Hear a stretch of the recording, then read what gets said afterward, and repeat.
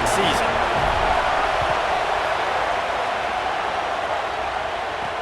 Here he comes from inside his own 5. Able to find enough room to get it out across the 25. He's brought down at the 26. So the New Mexico State Aggies offense will have the opening possession of the game. There's a receiver who's going to draw some attention, Jesse, but really, he's just part of this whole offensive puzzle. He hasn't been the most consistent guy when it comes to catching the ball for this offense this year, but he has had some big moments. He has had some big games as well. And David, you know, from a roster standpoint, they're generally not going to overmatch or overwhelm anybody from the receiver spot, but this is a dude that can get it done. I think that's the biggest point that you made. It's a guy that has the potential to make big plays. And if you're pointing to a guy, he is the one. Talking to coaches, like, they've seen flashes in big moments. They need to see it consistently, and it starts today.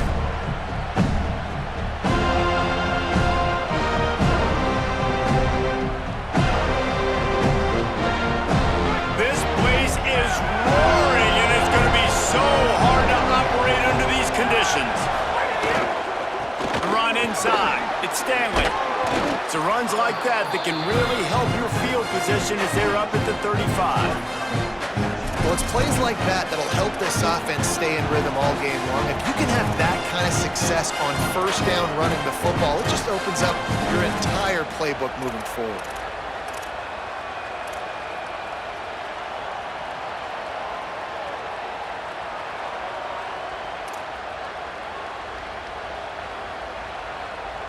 And the Aggies with a 2nd and short to keep this drive moving. They give it to him again. He's brought down. Enough for a first down. It's got to feel good as an offense knowing that early in the drive you can turn around, hand it off, get a push up front, and go get positive yardage. It's 1st and 10 for this offense from the 42.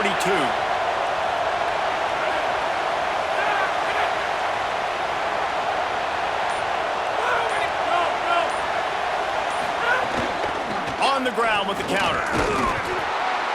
Give him a pickup of 2, now 2nd and 8. That's a really good job by the defense, wrapping them up, getting them on the ground, take away that run game, make them one-dimensional, put them in passing situations. Really good job by the defense. After picking up a couple, it's 2nd and 8.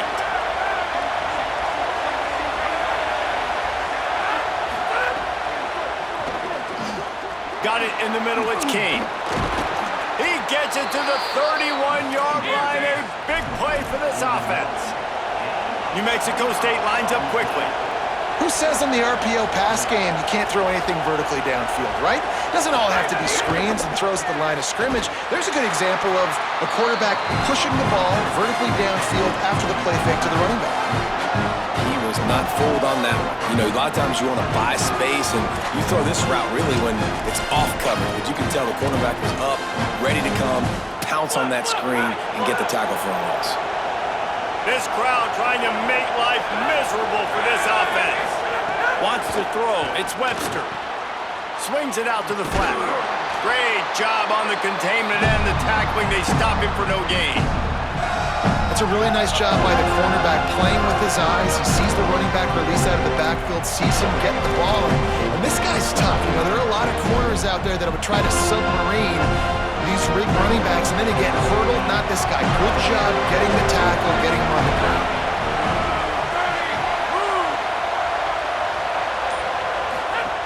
Wants to throw it. Tight end finds a soft spot. He ended up losing yardage on the play, and that'll bring up 4th down.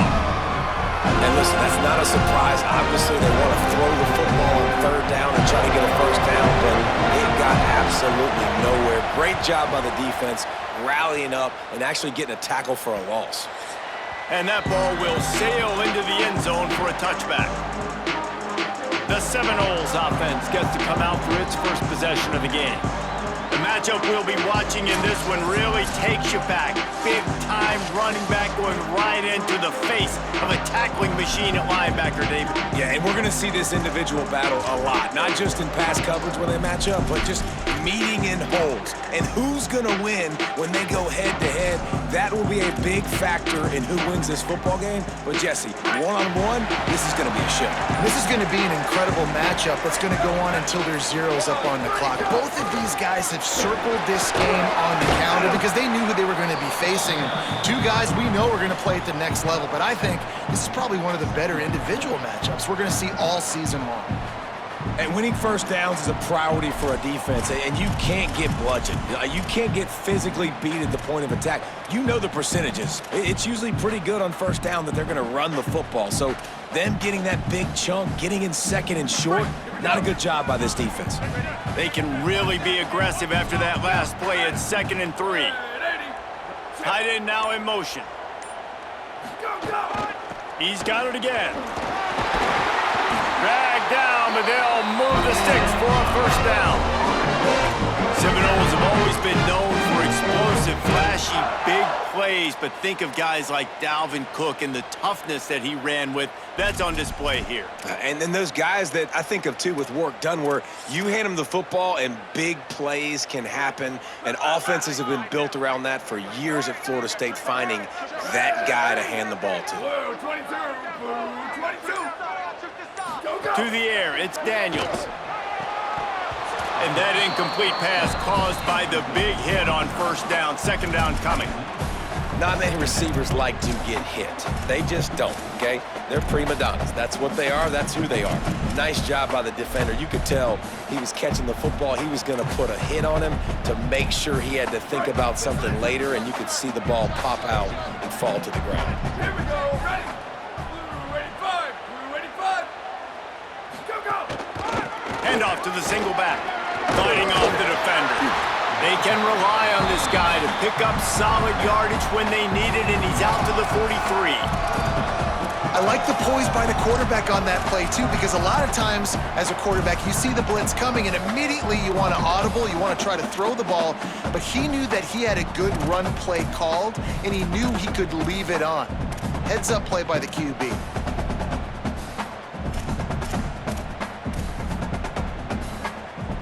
As they come to the line on 3rd and short from the 43, I wonder if they already know they'll go for it if they don't make it here. Off the RPO, fire right, trying to convert. He's got first down yardage across the 50. They'll mark it at the 49. These two guys, just on the same wavelength, they make clutch connections all the time. And that's practiced, man. That's all summer. That's all spring. Just so many hundreds and thousands of balls where you know exactly when that guy's going to break. You know he's a stud. You're going to feed him, especially on these 3rd down situations. Right on the money. Just what they were looking for, and he's got him set up in business at the 35 with a first down. And when you run these drag routes, it's super important that your quarterback can really use his eyes. Don't lock in where everybody's going to start looking at you and seeing what's coming. Does a good job, drops back, sees it, and the most important part, puts the ball out in front so he can catch it, get upfield, and make some extra yards after the catch. Give to the running back.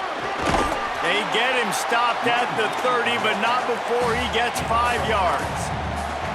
And I like the thought process on offense here early in this game. They're giving their bell cow the ball early and often. There are a lot of coaches that outthink themselves, and they think, you know, we're going to throw the ball to set up the run instead because everybody on defense knows our guy is the focal point. But this offense is just keeping it simple. Let's just give our best player the football early in this game, and let's just get him into a rhythm.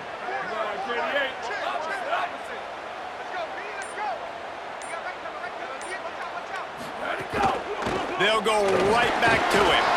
Picks up the first down. There's some room. Runs it into the house. Touchdown, Noles! And they just keep feeding it to their workhorse back to open this game. Great job in the open field. He's got tremendous vision. He can make people miss. You saw all of that on display here in the opening drive.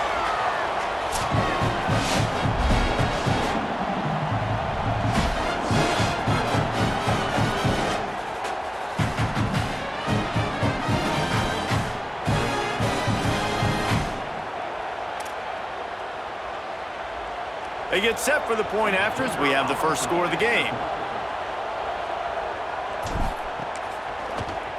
And the extra point makes it 7-0. So it's an 80-yard drive, and he finished off the drive with a 30-yard scoring scamper.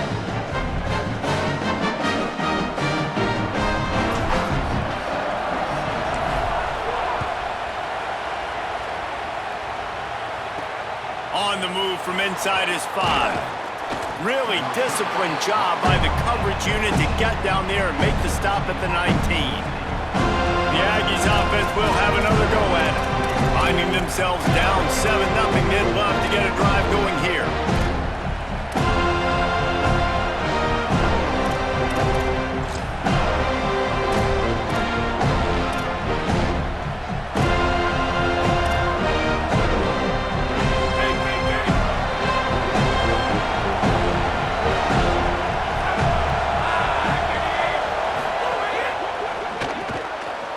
Quick completion, and they pick up just a few on that completion. I don't know if that's the coverage you want to be throwing wide receiver screens against. Oftentimes you want the receivers to have some access. You want the DBs to be off a couple yards so you can help set up the blocks and give the receiver somewhere to go with it. It's hard to run that against press coverage, and they only picked up a few yards there. Last completion picked up a couple. Here comes 2nd and 8. Off the bootleg, wants to throw it. They're able to get him stopped just shy of the first down marker. I like the slot receiver because he gives his quarterback a good option working the middle of the field. He's a nice weapon in this offense. They're bringing the chop. They're bringing the noise on 3rd down at the dome. They'll try to pick it up on the ground. There's a crease.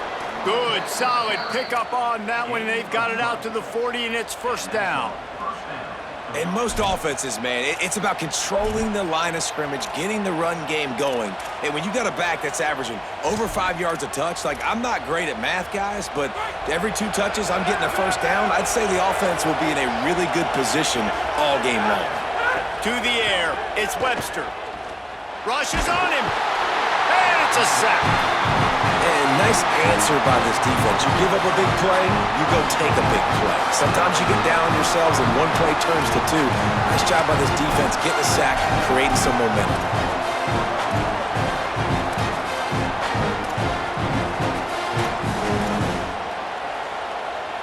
The Aggies now with a long way to go to pick up the 1st down. Back to pass. Looking left. And that's going to fall to the ground incomplete. That was a physical matchup there. 3rd down coming. This offense really is putting themselves behind the 8 ball right now on this drive. Sack 1st down. You've just thrown an incompletion, so 3rd in California. Defense knows you're probably going to throw it. What can you dial up here?